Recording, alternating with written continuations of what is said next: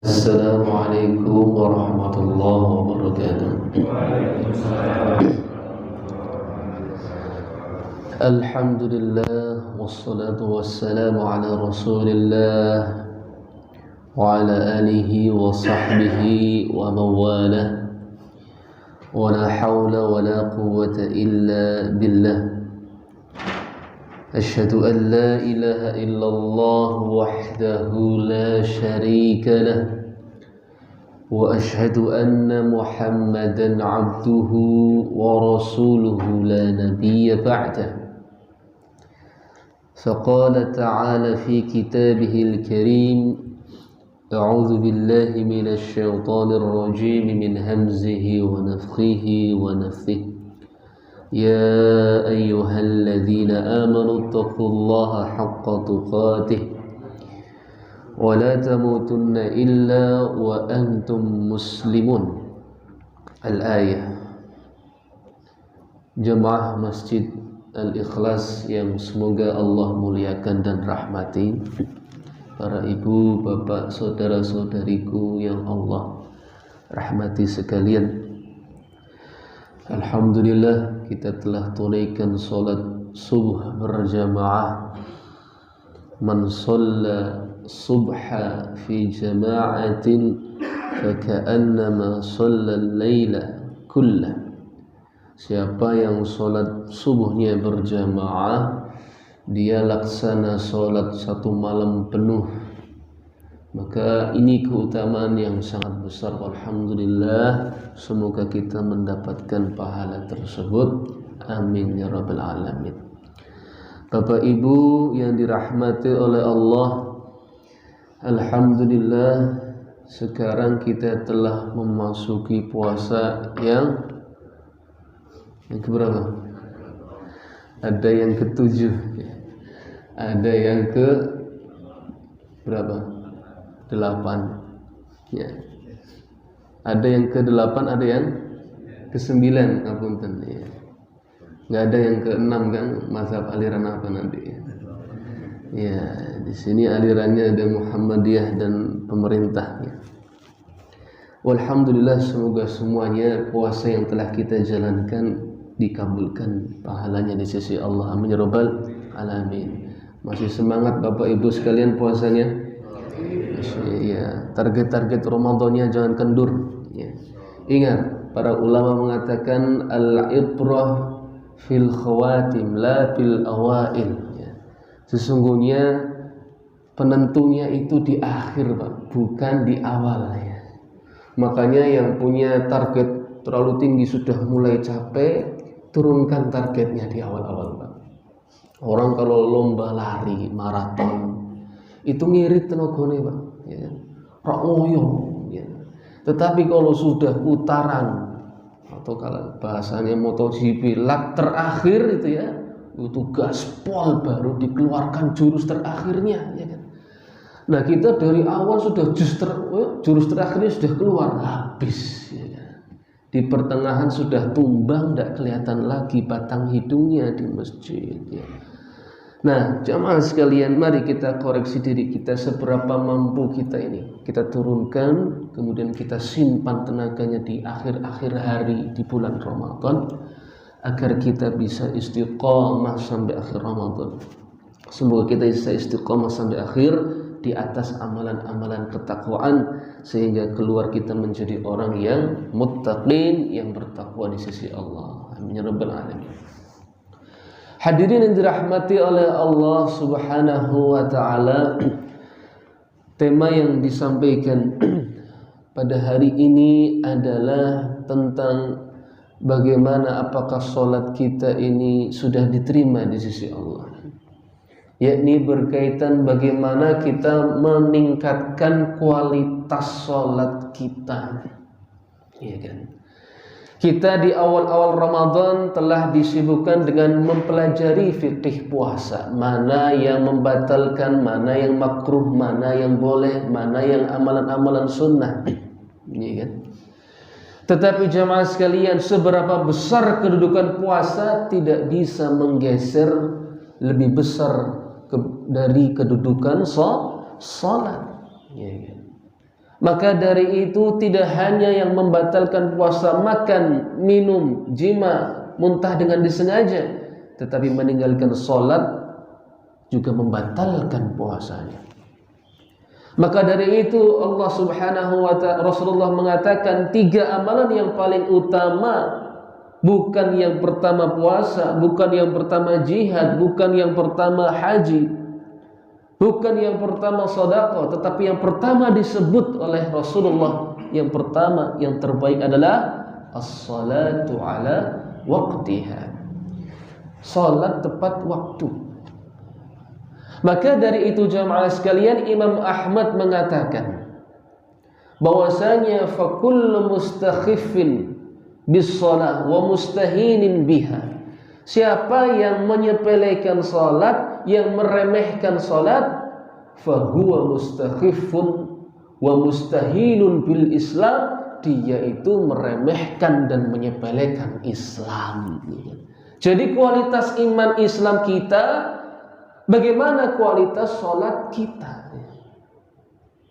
Begitu pula beliau melanjutkan, wa innama hadzuhum fil Islam ala qadri hadzihi fis shalah. Dan kualitas dia di dalam Islamnya sebagaimana kualitas dia di dalam salatnya. Dan bagaimana kadar keislaman seorang ala qadri fis shalah. Dan kualitasnya dia di dalam membela Islam sebagaimana ia di dalam sholatnya seperti apa. Makanya jamaah sekalian, jangan sampai puasa ini kita sibuk dengan amalan-amalan yang sunnah, tetapi yang wajib ini keropos, ya. Yang wajib ini keropos. Ketahuilah yang pertama ditanya oleh Allah di yaumul hisab adalah salat. Idza salahat faqad aflah, kata Rasulullah, kalau salatnya berkualitas bagus dia beruntung, sukses. Yaumul hisabnya mudah. Ngapunten mboten yaumul hisab nggih. Kalau hisab ya. Yaumul hisab pakai ba ya. Tapi kalau wa in fasadat faqad khaba wa khasara, kalau salatnya rusak, wah puasanya sudah khatam sekian juz, tarawihnya sudah selesai sekian rakaat, ya kan? Tapi salat wajibnya klemer-klemer, mentang-mentang lemes, ya kan? Ya, wa in fasadat, kalau salat 5 waktunya rusak, maka dia rugi dan bangkrut, ya. Maka yang pertama, tenaga ini juga jangan sampai menurunkan kualitas salat kita. Ini jamaah sekalian. Maka dari itu jamaah sekalian, kita perlu penting memperhatikan kualitas salat kita. Kita harus khawatir salat kita ini diterima atau tidak. Orang mukmin yang dipuji oleh Allah itu memiliki rasa takut apakah ibadahnya diterima atau tidak. Dalam Al-Quran Allah berfirman, وَالَّذِينَ يُؤْتُونَ مَا آتَوْا وَقُلُوبُهُمْ وَجِلَةٌ. Mereka adalah orang-orang yang mereka beramal, qulubuhum wajilah, tetapi hati mereka takut. Habis beramal hatinya takut. Makanya ibunda kita Aisyah bertanya kepada Rasul, ya Rasulullah, siapa yang beramal terus takut? Apakah mereka pencuri? Habis berbuat langsung takut. Apakah pezina? Apakah peminum khamr? Bukan Aisyah. Humul ladzina yusallun, humul ladzina yasumun, humul ladzina yatasaddaqun. Mereka justru orang yang sering salat, mereka justru orang yang sering puasa, yang sering bersedekah. Walakin yakhafuna alla yutaqabbala minhum. Tetapi mereka takut amalannya tidak diterima. Ya. Mereka para salafus saleh habis beramal mereka takut. Kita ini habis beramal kita bahagia, ya. Alhamdulillah bar puasa, ya kan? Mau buka puasa apalagi alhamdulillah, wah meriah, ya kan? Tapi mereka salafus saleh itu kalau mau buka puasa Mereka bermunajat kepada Allah, ya Allah, di akhir-akhir ini ya Allah kabulkanlah puasa kami ini, terimalah. Ya Allah ampunilah dosa-dosa kami. Ya Allah berikanlah hidayah kami dan keluarga kami. Banyak mereka yang nanti momentum sebelum berbuka justru banyak berdoa agar puasanya diterima. Kalau kita berdoanya apa? Sudah siap-siap ya, mau makan. Jamaah sekalian. Nah, inilah perbedaan kita dengan salafun salih. Maka dari itu jamaah sekalian, kita harus perhatikan akan kedudukan besar yang namanya salat ini. Dan ketahuilah Rasulullah pernah bersabda, innalil jannati thamaniyatu abwab. Sesungguhnya di surga itu ada berapa pintu jamaah? Ada 6. Ya. Pendapat yang lain ada 7. Ada yang lain ada 8. Ya. Yang 6 mazhabnya siapa nih? Kalau yang 7 pintu neraka. Kalau yang surga 8. Rasulullah menyebutkan ya pintu surga ada 8, tetapi disebutkan yang punya nama ada 5. Kata Rasulullah, ada pintu yang namanya pintu jihad, la yadkhulu minha illa ahlul jihad. Pintu jihad tidak masuk lewat pintu itu kecuali orang yang senang jihad. Ketika ahli jihad terakhir masuk, ghuliqal bab, dikunci rapat pintu tersebut dan tidak ada lagi yang bisa masuk. Ada lagi pintu yang namanya ar-rayyan, la yadkhulu minha illa ahlus shaum. Tidak masuk lewat pintu ar-rayyan kecuali orang yang senang berpuasa, bahagia berpuasa. Kalau kita masih abot berat-berat, berarti perlu kita perbaiki, tingkatkan lagi. Sampai ahli puasa yang terakhir masuk dikunci sama malaikat, Pak. Ada pintu lagi yang namanya pintu babus shadaqah, ya tidak masuk lewat pintu itu kecuali orang yang gemar sedekah. Ada pintu yang namanya pintu aiman. Ada pintu yang namanya babus shalah, pintu salat. Para sahabat mereka merengut ketika mendengar pintu ar-rayyan. Di antara mereka ada yang masuk Islam dalam keadaan sakit-sakit. Ada wanita yang setiap tahun mengandung, nyusui, ngandung, nyusui, ngandung, nyusui, ngandung, nyusui. Wah, suaminya semangat sekali. Gak bisa puasa. Ada di antara sahabat muhajirin, hampir semua muhajirin fakir, merengut mendengar pintu sedekah. Ada di antaranya pintu jihad. Orang-orang tua, orang-orang yang sudah berpenyakit menaun, orang-orang yang masuk Islam dalam keadaan sepuh, merengut dahinya. Wah, gak bisa masuk. Oh, ada pintu yang sangat lezat.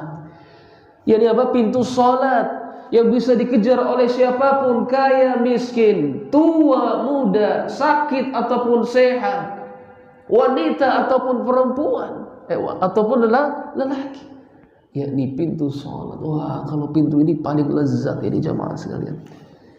Maka mereka berduyun-duyun, berbondong-bondong, tenaganya luar biasa, berlomba-lomba mengejar pintu salat ini. Di antara mereka ada yang namanya Utsman bin Affan radhiyallahu anhu, 1 rakaat khatam Al-Qur'an, Pak. Masyaallah, 1 rakaat. Masyaallah. Di antara mereka para salafun salih, tabi'in, ada Sa'id ibn Musayyib rahimahullah yang 30 tahun tidaklah azan berkumandang melainkan aku sudah di masjid duluan. Kalau kita iqamah berkumandang, kita masih di rumah. Adalah mereka para salafun salih, ada yang 40 tahun tidak pernah melihat punggung-punggung manusia. Maksudnya sholatnya di mana? Shaf depan. Shaf depan itu kalau kita sholat, innallaha wa malaikatahu yusholluna ala shaffil awwal. Rasulullah bilang, malaikat itu bersolawat untuk orang-orang yang berada di saf terdepan. Ya kan? Ini gambaran begitu luar biasanya salafun salih dalam meningkatkan kualitasnya, terutama dalam sholat 5 waktu berjamaah.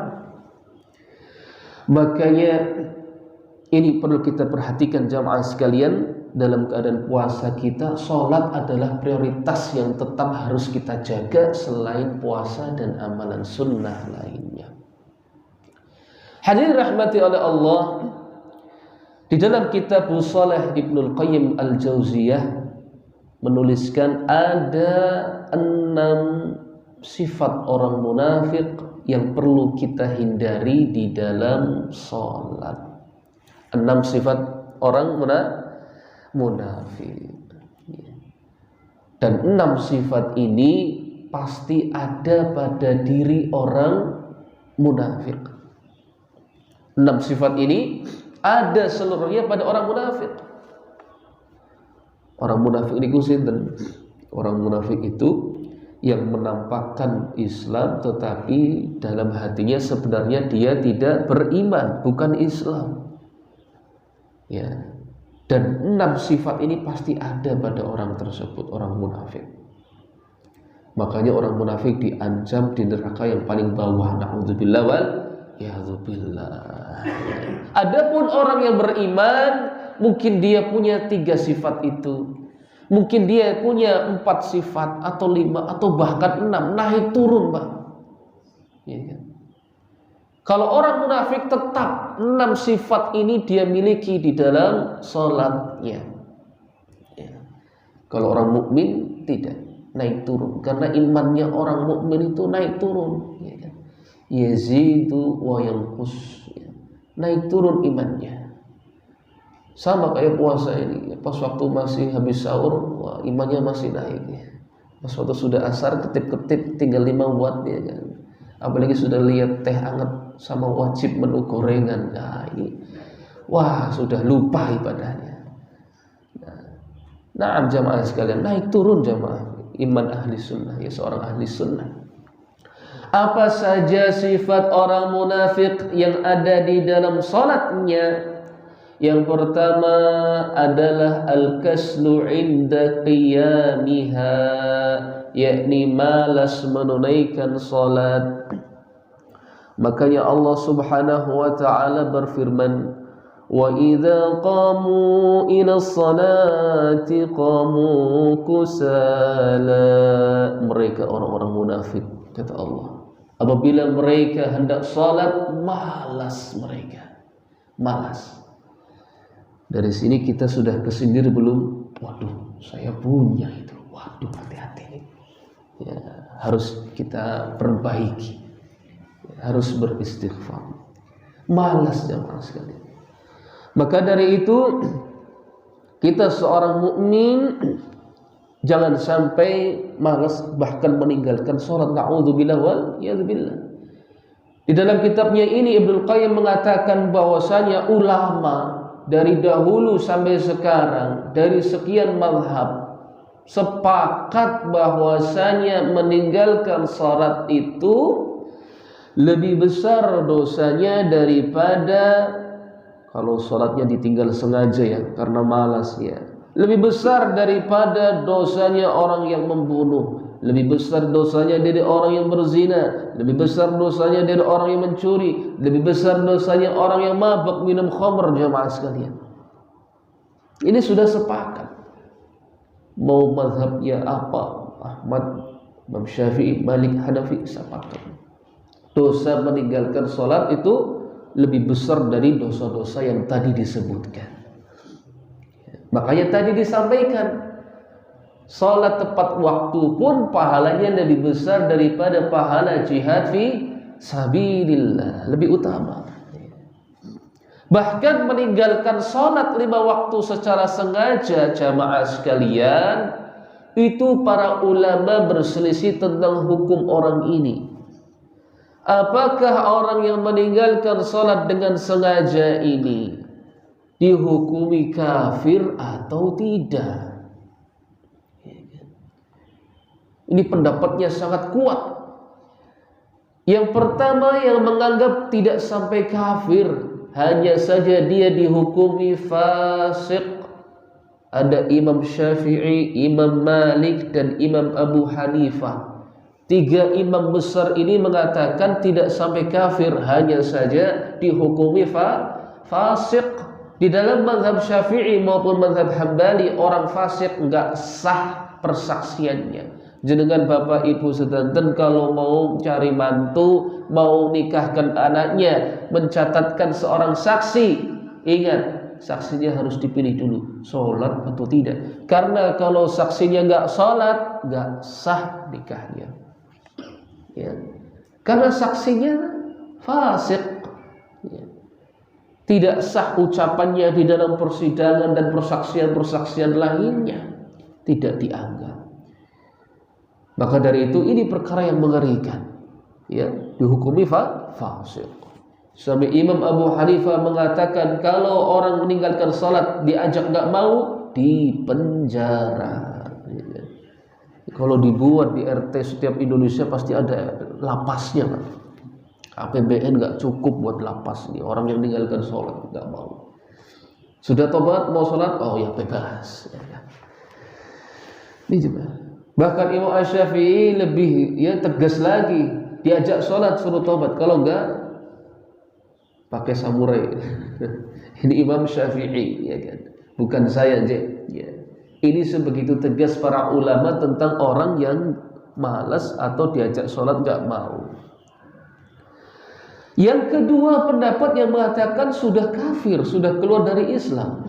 Na'udzubillah waliyadzubillah. Yakni ini adalah pendapat Imam Ahmad rahimahullah dan seorang tabi'in Abdullah ibn Mubarak. Ya.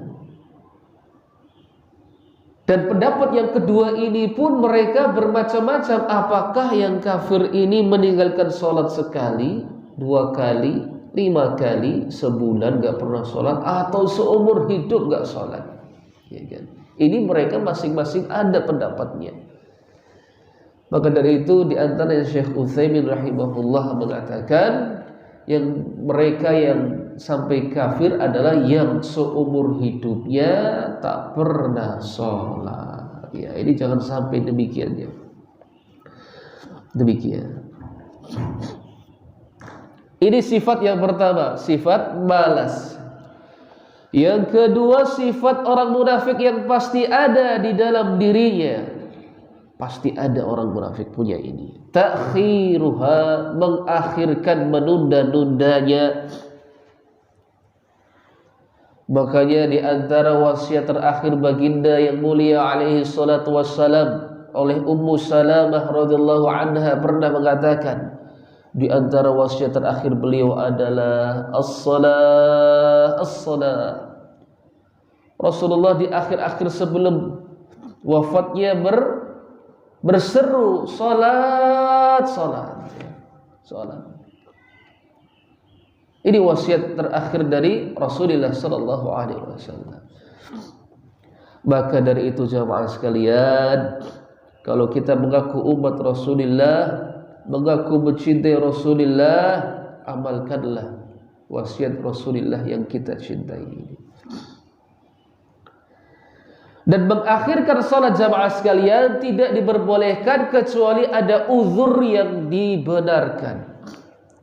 Uzur yang dibenarkan. Contohnya bagaimana mengakhirkan salat yang boleh? Yakni ketika seseorang tertimpa kepadanya suatu pekerjaan yang berat sekali yang tidak ia dapatkan seperti biasanya. Ya. Misalkan seseorang yang tiba-tiba sedang berada dalam kondisi habis perjalanan yang sangat melelahkan, dari pagi dia bersafar sampai dia di rumah dalam keadaan sudah lemas luar biasa, lelah luar biasa, tiba waktunya azan, maka dia boleh mengakhirkan salatnya, walaupun mengerjakannya di awal tentu lebih utama. Boleh pula bagi seseorang menjamak salat kalau dalam keadaan dibutuhkan. Rasulullah pernah waktu safar di Haji Wada, di Haji Wada Rasulullah sallallahu alaihi wasallam tidak salat Jumat, tetapi salat jamak antara zuhur dan asar. Begitu pula menjamak antara maghrib dengan isya dalam keadaan tidak ada rasa takut, ya, dalam keadaan tidak ada hujan. Maka dalam perkara ini para ulama menjelaskan menjamak sholat itu diperbolehkan, tetapi jangan dibiasakan. Ya, terkadang zaman sekarang ada orang-orang yang menjadikan jamak sholat itu senjata, Pak. Alah, nanti aja, gampang bisa dijamak, ya kan? Mau sholat zuhur, wah nanti aja, gampang nanti bisa dijamak sama sholat asar. Nah, ini tidak benar. Menjamak sholat dalam artian ya ingin mengakhirkan satu sholat dengan sholat yang lainnya dijamak, itu untuk suatu yang dibutuhkan, tidak dirutinkan. Kemudian hadirin rahmati Allah subhanahu wa ta'ala, ya, sifat yang keberapa ini? Tadi malas, yang kedua mengakhirkan, yang ketiga naqruha. Kata Imam Ibnul Qayyim, sifatnya orang munafik di dalam salat adalah mematuk-matuk di dalam salatnya. Mematuk-matuk, tidak ada tumakninahnya, ya, salatnya cepat sekali. Apalagi yang sering di bulan Ramadan salat tarawih 23 rakaat diselesaikan dalam waktu 5 menit. Salat tarawih di alam gaib cepat sekali. Allahu akbar, sami Allahu akbar, assalamualaikum. Cepat sekali. Maka ini tidak tumakninah, mematuk-matuk. Hal yang seperti ini tidak menjadikan salatnya diterima di sisi Allah Subhanahu wa taala. Makanya Rasulullah pernah melihat ada seorang laki-laki yang salatnya seperti itu, matuk-matuk, ya kan? Rasulullah suruh ulang, kembali lagi salat, karena kamu tadi belum salat, ya kan? Maka bagi kita yang sering sholat sunnah sendirian, ya, terutama ini ya, terkadang kita lebih cepat sholatnya kalau sendirian, ya. Kalau jamaah, wah sholatnya ngikuti imam. Tapi kalau sholat sendiri, kilat, ya kan? Maka hati-hati akan hal ini, ya. Tumakninahnya diperhatikan. Minimal setiap keadaan posisi sholat, waktu kita sebentar untuk tenang selama kita membaca satu doa di dalam posisi tersebut. Minimal kita ketika ruku, Allahu akbar, subhana rabbiyal azim, sami Allah. Ketika sujud, Allahu akbar, subhana rabbiyal a'la, Allahu akbar, rabbighfirli, Allahu akbar. Minimal demikian, ya. Minimal sesebentar itu jamaah sekalian. Tetapi memantul-mantul langsung tanpa ada sejenak berhenti, maka ini tidak tumakninah, tidak sah salatnya. Ya, demikian. Ustaz, saya nggak hafal bacaan doanya. Ya minimal berhenti. Karena di dalam mayoritasnya para ulama di antaranya mazhab Syafi'i mengatakan doa sujud, doa ruku itu sunnah. Tetapi minimal berhenti sejenak di dalam setiap posisi salat itu adalah rukun dalam salat. Meninggalkan berhenti tumakninah tersebut, maka tidak sah salatnya. Na'udzubillah wal iyadzubillah. Ya, ini kita semakin meningkat kualitas salat kita jemaah, ya. Ya. Karena apa? Banyak sekali orang yang banyak ibadahnya, banyak salatnya seperti tadi, salat 23 rakaat. Ada yang salat 30 rakaat, salatnya ngebut. Kita kalahkan orang-orang yang ahli sholat, sholatnya banyak puluhan rakaat setiap harinya. Kita kalahkan orang yang ahli tahajud. Kita kalahkan orang yang ahli sholat duha. Kalahkan mereka dengan apa? Dengan kualitas sholat 5 waktu kita yang baik, yang berkualitas, ya. Demikian. Kemudian sifat yang keempat, qillatu dzikrillahi fiha, sedikit sekali berzikir mengingat Allah di dalam sholat, ya. Karena memang orang munafik itu sholatnya bukan karena iman, tetapi karena ingin diperhatikan oleh orang, ya. Orang munafik itu sebenarnya tidak butuh sholat, tetapi dia memang malu saja karena dia hidup di tengah kaum muslimin, ya. Maka di dalam sholatnya pun dia tidak ingat, tidak zikrullah, tidak banyak mengingat Allah Subhanahu wa ta'ala. Maka koreksi pula bagi kita kalau di dalam sholat kita timbul rasa kebencian di dalam hati kita ketika sholat. Duh, lama sekali sholatnya. Duh, ini pekerjaan sudah banyak, udah selesai, ayo, ya kan? Ya kan? Sholat pas waktu dikerjakan, ingat semuanya di dalam pikiran kita. Sampai kunci motor yang hilang, ingat kita pas rogoh-rogoh saku di belakang. La haula wala quwata illa billah. Ya. Ingat urusan usaha, perdagangan, utang piutang cari. Ingat semuanya ketika sholat. Ya. La haula wala quwata illa billah.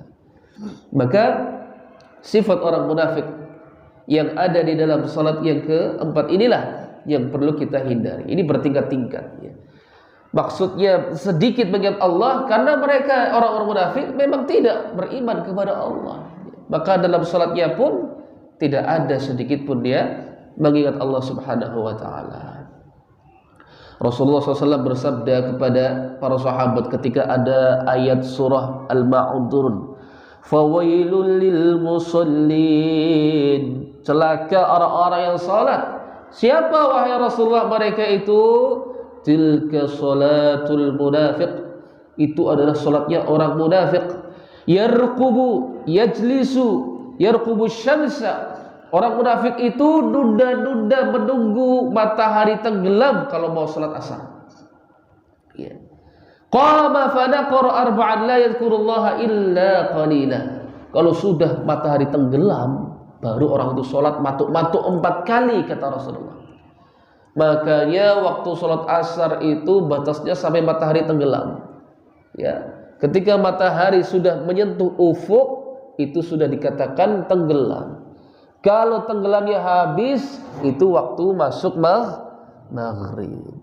Paham sampai di sini? Nah, maka waktu matahari ketika sudah menyentuh ufuk itu waktu yang terlarang untuk sholat kecuali diuzurkan karena sesuatu hal. Bisa jadi dia kelupaan, ya, ketiduran, kalau itu perkaranya lain. Karena Rasulullah itu pernah sholat subuh kesiangan jam 9 kurang lebih lah, ya. Rasulullah pernah dalam suatu safar malam-malam capek lelah sekali. Rasulullah memerintahkan sahabat berhenti istirahat di sini, semuanya tidur, nanti saya bangunin sholat subuh. Bilal bin Rabah langsung maju, ya Rasulullah tidur saja, saya yang bangunkan. Wah, ya kan ya. Wah, ingin menjadi pahlawan. Masya Allah. Ya, ini kemuliaan Bilal bin Rabah, semangat. Benar Bilal? Iya wahai Rasulullah. Ya sudah, Rasulullah tidur, Bilal pun lebih tidur, lebih nyenyak tidurnya. Sampai bangun matahari sudah menyengat. Wahai Bilal, ini kenapa ini? Qad asabani ma asabaka ya Rasulullah. Engkau tidur, aku pun lebih tidur ya Rasulullah. Akhirnya jam terik matahari itu Rasulullah tidak langsung sholat subuh Pak, suruh azan sholat subuh. Jam kesiangan azan sholat subuh ya. Kalau sekarang dianggap aliran apa ya. Jam kurang lebih terik matahari jam 8 jam 9. Belum sampai di situ jamaah sekalian. Habis azan waktu terik siang itu azan subuh, Rasulullah enggak langsung perintah iqamah. Rasulullah sholat sunnah qobliyah subuh. Masya Allah. Saking pentingnya yang namanya sholat qobliyah subuh, sudah ketinggalan sholat subuh pun Rasulullah tidak meninggalkan qobliyah subuh. Baru setelahnya lah dikumandangkan iqamah. Iqamah sholat subuh berjamaah.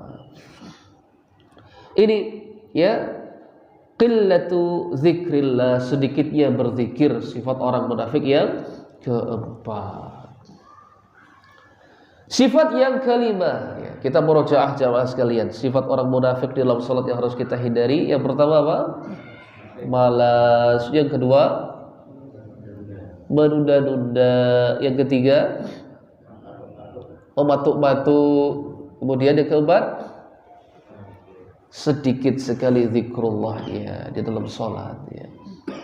Yang kelima adalah mura'atun nas fi fi'liha, riya di dalam salatnya. Tadi orang munafik itu kan memang salatnya bukan karena iman, tetapi malu kalau di tengah orang muslim. Maka siapapun di antara kita jamaah sekalian yang ibadahnya bukan atas dasar iman, tetapi gak enak sama tetangga, tetapi malu sama ibu-ibu kalau gak pakai jilbab, malu sama bapak-bapak kalau gak ikut sholat jamaah, malu sama ini kalau gak ikut sholat berjamaah, nanti seperti itu.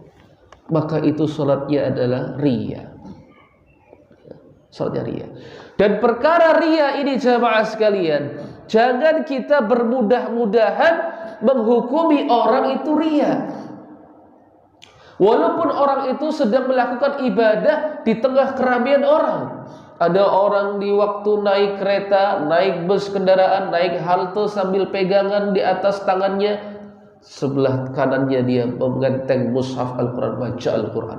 Jangan engkau bilang dia riya. Riya itu perkara qalb, perkara hati. Tidak ada satupun manusia di muka bumi ini yang mengetahui perkara hati kecuali Allah dengan dirinya sendiri. Ya. Tetapi perkara riya itu jadi cambuk buat kita sendiri masing-masing. Ya. Jangan menghukumi orang riya, tetapi itu untuk ancaman untuk kita sendiri masing-masing. Ada orang sedang bersedekah, ya, kemudian dia dipotret misalkan, jangan hukumi dia riya. Karena ada sedekah yang disyariatkan secara sembunyi-sembunyi, ada yang sedekah diterangkan secara terangan. Ya. Demikian. Ada pula orang yang mungkin sholat tarawih di jalanan, ya. Ya, ada pula ya jangan hukumi mereka riya. Ya. Jangan hukumi mereka riya, karena kita tidak tahu perkara hati mereka. Walaupun tentu sholat tarawih itu paling afdol di masjid. Ya.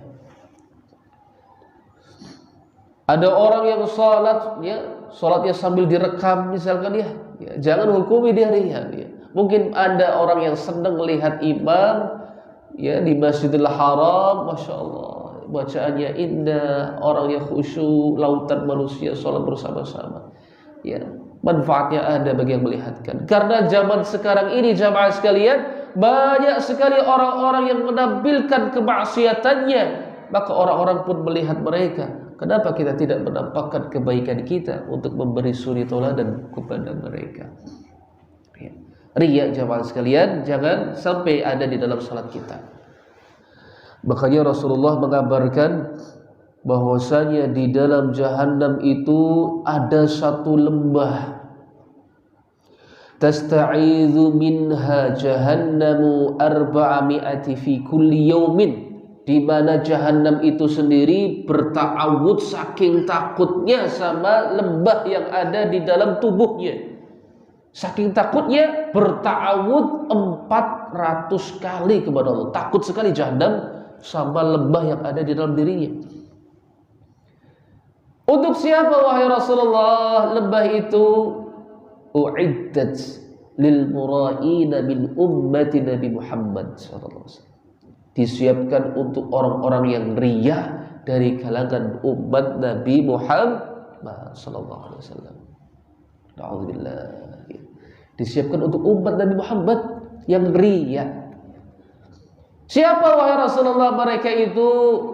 Lihamili kitabillah, untuk orang-orang ahli kitab, orang-orang qari, orang-orang yang ahli Al-Quran, tetapi bukan karena Allah. Untuk siapa lagi wahai Rasulullah? Untuk mereka lil musaddiq fi ghairi dzatillah, untuk orang yang bersedekah bukan karena Allah. Walil haji ila baitillah, untuk orang yang berhaji ke Baitullah, ke Ka'bah, tetapi bukan karena Allah. Makanya orang yang bukan karena Allah haji, kalau enggak dipanggil haji marah dia. Udah capek-capek jualan bubur, pulang-pulang enggak dipanggil haji, ya enggak ngerasain kamu capeknya jualan bubur ya. Capek, duitnya juga ya. Masya Allah. Hati-hati yang seperti ini. Begitu pula walil kharij fi sabilillah, untuk orang yang berjihad di jalan Allah tetapi niatnya bukan karena Allah. Jamaah sekalian, mari kita lebih konsentrasi di dalam hati kita, setelahnya baru untuk amalan kita. Makanya Rasulullah mengatakan, sesungguhnya Allah melihat kepada hati kalian dulu, baru kemudian kepada amalan kalian. Walakinnallaha la yanzuru ila ajsamikum wa amwalikum. Allah tidak melihat jasad dan harta kalian, pangkat kalian. Ya. Maka hati itu adalah kualitas ibadah di setiap ibadah-ibadah yang lebih harus kita perhatikan. Bagaimana kita jaga hati kita ketika salat, bagaimana kita jaga hati kita ketika berpuasa, bagaimana kita jaga hati kita ketika bersedekah, ketika berhaji umrah ila baitillah. Kita jaga hati-hati kita, baru kita jaga amalannya, rukunnya apa, wajibnya apa, sunnah-sunnah amalan ini apa, baru kita perhatikan. Dan jangan kita memvonis, alah sholat, yang penting hatinya, alah jilbab, alah kalau lisannya kotor kan kejelek. Yang penting gak usah jilbab, yang penting hatinya. Alah sunat apa, yang penting sunat hatinya. Ini aneh juga, hati disunat. Bagaimana bentuknya? Ya. Ini tentang riya jamaah sekalian, sifat orang munafik yang kelima di dalam salatnya. Yang terakhir, sifat yang keenam, at-takhalluf an jama'atiha, tidak mau berjamaah dalam salat 5 waktunya. Ya. Berjamaah. Rasulullah SAW ketika di akhir hayatnya jamaah sekalian, ketika Rasulullah berat sekali sakitnya, Rasulullah pingsan. Pingsan. Itu waktu malam ketika hendak sholat Aisyah. Ketika siuman tersadarkan Rasulullah tanya kepada Aisyah, wahai Aisyah, asallan nas, apakah orang-orang sudah sholat Aisyah? Hum yamtadhirunaka ya Rasulullah, belum wahai Nabi, mereka sedang menanti-nanti engkau. Karena Rasulullah yang jadi imam. Baik wahai Aisyah, ambilkan untukku air di bejana. Rasulullah SAW kemudian duduk dan mandi wahai jamaah sekalian. Kemudian Rasulullah dipapah oleh Ali bin Abi Thalib dan Abdullah bin Abbas. Abdullah bin Abbas ketika itu umurnya kurang lebih sekitar 18-19 tahun, menuntun Rasulullah bersama Ali bin Abi Thalib. 1, 2, 3 langkah Rasulullah jatuh dan pingsan lagi jamaah sekalian. Pingsan, tidak sadarkan diri. Kembali Rasulullah bangkit, tanya lagi, asallan nas, wahai Aisyah, orang-orang sudah sholat belum? Belum wahai Rasul, mereka menunggumu. Baik, ambilkan lagi air. Rasulullah menyiramkan kembali badannya air. Dipapah lagi oleh sahabat Ali bin Thalib dan Abdullah bin Abbas. Jatuh dan pingsan lagi jemaah sekalian. Sampai Rasulullah tidak kuat badannya untuk sholat berjamaah. Rasulullah katakan, perintahkan untuk Abu Bakar mengimami orang-orang salat. Maka disitulah Abu Bakar As-Siddiq mengimami salat. Dan Rasulullah SAW akhirnya sampai ia dituntut oleh Abdullah bin Abbas dan Ali bin Thalib. Kemudian salat di samping Abu Bakar As-Siddiq, salat berjamaah. Ini Rasulullah SAW, orang yang mengetuk pintu surga pertama kali seperti ini salat jamaahnya Rasulullah. Orang yang ketika mengetuk pintu pertama kali surganya Allah, malaikat berkata, siapa engkau? Ana Muhammad. Maka malaikat ini mengatakan, bika umirtu la aftah hadzal bab qablak. Karena engkau wahai Muhammad, aku dilarang membuka pintu surga ini untuk siapapun sebelum engkau. Salat jamaahnya seperti itu. Adalah Umar ibn al-Khattab, sahabat yang mulia, dalam keadaan ia pernah ditusuk oleh Abu Lu'lu'ah al-Majusi. Umar ibn al-Khattab itu waktu salat ditusuk, seorang Majusi menusuknya dari belakang. Ditusuk 6 kali dengan pisau bermata 2. Bukan ada matanya ya, tetapi pisaunya ini tajam di atas, tajam di bawah. 6 kali ditusuk di bagian badannya Umar bin Khattab radhiyallahu anhu. Sampai dibawa ke rumah, diobati, dijahit oleh dokternya, tabib. Kemudian dikira udah sembuh, diminumkan susu kurma, tiba-tiba keluar susunya dari sekujur badannya, penuh luka tusukan tadi, bocor. Dalam keadaan demikian pun Umar bin Khattab masih mengimami salat manusia, salat subuh. Masya Allah, salat subuh. Dalam keadaan yang sangat sakit ini, Umar bin Khattab mengatakan, la hadza fil Islam liman taraka as-salat. Tidak ada bagian bagi orang yang meninggalkan salat. Tidak ada bagiannya di dalam Islam. Ini Umar bin Khattab yang dijamin masuk surga. Kita ini dijamin BPJS saja sudah merasa lebih mulia. Ala kulli hal jamaah sekalian, demikian ya. Kita tidak boleh menyepelekan yang namanya sholat berjamaah. Kita lihat potensi kita ini, saya berat juga ya kalau 6 itu diamalkan ya. Kita tengok kita dulu. Kita ini punya sifat berapa? 4. Berarti kita kurangi 1, kurangi 2. Jangan semuanya, kita juga tengok berkaca. Saya masih bolong-bolong, langsung targetnya istiqomah jamaah 5 waktu. Ya, kita lihat dulu, minimal sholatnya enggak bolong-bolong.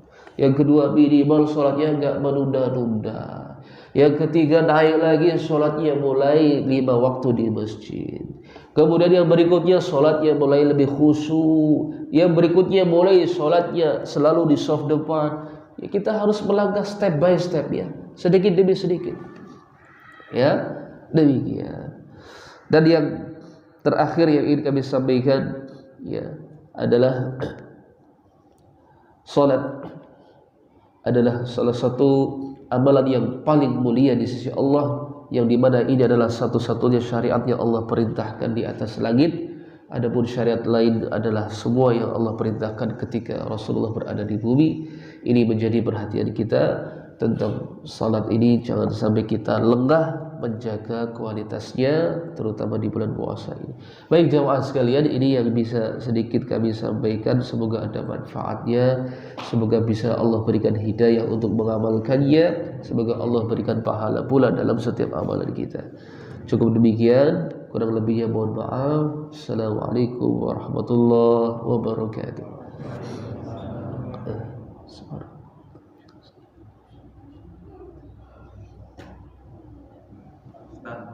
Izin bangga bapaknya. Tentang munafik tadi ya. Itu yang tahu kan pribadi sama Allah ya. Dalam sejarahnya Rasulullah pernah menyebut seseorang itu sebagai munafik. Ya. Apa yang terjadi dengan orang itu? Apa yang terjadi dengan orang itu? Ya, karena disebut munafik sama Rasulullah. Oh iya, itu dalam peristiwa perang apa namanya itu? Pas waktu disuruh berdiri, perang Tabuk. Oh iya, perang Tabuk. Jadi pas waktu perang Tabuk ini banyak di antara sahabat dan orang munafik yang tidak ikut perang Tabuk. Lalu kemudian para sahabat yang tidak ikut perang Tabuk mengakui kesalahannya. Ada seorang sahabat namanya siapa itu? Ka'ab bin Malik. Ka'ab bin Malik sampai mengatakan, ya Rasulullah, saya tidak mengelak dari apa yang saya lakukan, saya salah, tidak ikut Uhud, tidak ikut perang Tabuk. Ya, karena apa? Karena saya terpana dengan panen kurma yang pas-pasan di hari itu, dan orang-orang banyak yang menggandrungi saya. Mending ngurusi kurmanya, dia lagi banyak-banyaknya. Wah, berat sekali kondisi Ka'ab bin Malik. Ya, kalau orang-orang munafik itu mengatakan sekedar maaf ya Rasulullah, ya, minta maaf aja, sehingga dimaafkan. Tapi kalau Ka'ab bin Malik mengakui, sampai Ka'ab bin Malik justru ya mendapatkan ya pujian dari Allah Subhanahu wa taala setelah diboikot 40 hari, nggak ada orang semadinah ngomong sama dia, diboikot. Rasulullah pun tidak mau menjawab salamnya Ka'ab bin Malik. Ini nggak ikut perang Tabuk. Di waktu itu Rasulullah SAW dalam keadaan luar biasa marah. Karena apa? Kaum muslimin begitu banyak sekali yang meninggal. Sehingga Rasulullah mengatakan di dalam setelah sholat ya, di dalam majelisnya, masjidnya, Rasulullah menyebut nama satu persatu. Ya. Ini bangun, engkau munafik. Ini bangkit, berdiri, engkau munafik. Ini berdiri, engkau munafik. Ini berdiri, engkau munafik. Wah, ini sudah dihukumi munafik. Dan memang betul semua yang disebutkan ini adalah orang munafik. Masya Allah. Dan Rasulullah la yantiqu 'anil hawa in huwa illa wahyu yuha. Rasulullah enggak ucap itu atas dasar hawa nafsu emosional, bukan. In huwa illa wahyu yuha. Kata Allah, yang diucap oleh Rasulullah itu adalah wahyu. Maka jangan diartikan itu adalah emosionalnya Rasulullah saja, bukan. Dan betul, para sahabat tidak ada yang disebutkan ya, sahabat ridwanullah alaihim ajma'in, tidak ada yang disebutkan di nama-nama itu. Tetapi bagaimana akhir hayat mereka, Allah taala alam bisawab. Di antaranya adalah Abdullah ibn Ubay bin Salul ya, yang disebutkan sebagai ya pemimpinnya orang munafik di Madinah. Ya. Allah alam bagaimana kisah mereka di akhirnya saya kurang tahu Pak. Ya. Tapi yang jelas tentu orang munafik ini adalah suatu ancaman yang besar. Makanya Allah katakan innal munafiqina fid darqil asfali minan nar. Orang munafik itu nerakanya paling dasar, paling berat. Ya. Makanya hati-hati dari yang namanya sifat ini. Allahu ta'ala alam bisawab ya. Demikian. Ada lagi mau nggak Pak? Waalaikumsalam warahmatullahi wabarakatuh. Kalau dalam keadaan kita harus memilih antara sholat awal waktu atau sholat jamaah, itu kita bagaimana? Soalnya kayak misalnya pribadi saya misalnya di kantor, kalau istirahat itu kan ada yang lebih memilih kalau pas tidak puasa untuk makan siang dulu. Jadi di tempat sholat itu nggak ada orang, jadi kita harus milih yang mana untuk awal waktu atau nanti jamaah tapi nggak waktunya rada tertunda gitu. Iya. Waalaikumsalam warahmatullahi wabarakatuh. Pilih mana sholat awal waktu tapi tidak jamaah dengan sholat jamaah tetapi sholat jamaah. Tentu sholat jamaah. Ya. Tadi kata ya Rasulullah pun sampai terlambat sholatnya tetap berjamaah. Makanya ya sholat berjamaah itu wajib ya. Di samping sholat tepat waktu. Sholat tepat waktu wajib. Sholat jamaah mengumpulkan seluruh kewajiban ya. Sholat jamaah wajib, sholat tepat waktu wajib. Kalau kita sholat jamaah kita tidak keluar dari waktunya, itu semuanya keutamaan kewajiban ya. Makanya sholat jamaah itu Rasulullah SAW sampai agak keras Pak ya.